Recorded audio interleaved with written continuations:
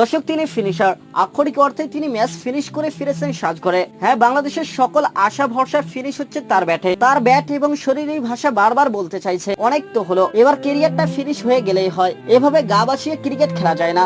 ভারতের বিপক্ষে তিনি করেন 15 বলে 13 রান। দর্শকের আগে অস্ট্রেলিয়ার বিপক্ষে করেন মোটে 2 রান। দক্ষিণ আফ্রিকার বিপক্ষে ফুল টস থেকে ছক্কা হাঁকাতে ব্যর্থ হন তিনি। শ্রীলঙ্কার বিপক্ষে তিনি ম্যাচ জিতিয়েছেন বটে, সেখানেও তার ভূমিকা নিয়ে আছে প্রশ্ন। দর্শক আফগানিস্তানের বিপক্ষে যখন নেট রান রেটের প্রশ্ন ছিল, তখন তিনি 9 বলে করেছেন 6 রান। তিনি পুরোটা সময় খেলেছেন গা বাসিয়ে, যেন দলের লক্ষ্য নয়, নিজে কয়েকটা রান করে যেতে পারলেই হলো। তিনি দলের মূল ফিনিশার। দর্শক অথচ 7 ম্যাচে করেছেন মাত্র 95 রান, স্ট্রাইক রেট 58-র সামান্য বেশি।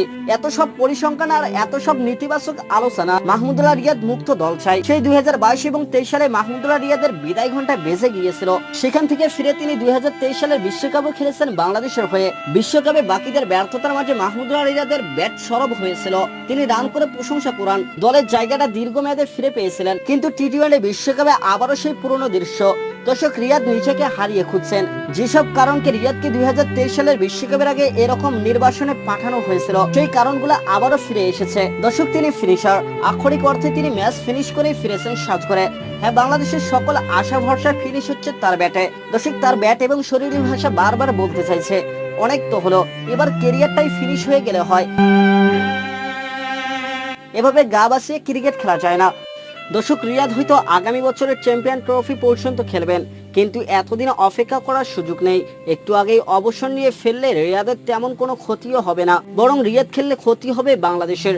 নিজের প্রতি সৎ থাকলে বাংলাদেশ দলের এমন ক্ষতি রিয়াদের করতে দেওয়া উচিত না। অনেকে বলবেন রিয়াদের মতো অভিজ্ঞরাই পারছেন না, তরুণরা পারবেন কি করে? হ্যাঁ, সেই ঝুঁকি থাকছেই। তবে এটাও ঠিক যে মাহমুদুল্লাহ রিয়াদের জায়গায় অন্য যাকেই নেওয়া হোক না কেন, সংকট কোনোভাবে এর চেয়ে বেশি হবে না।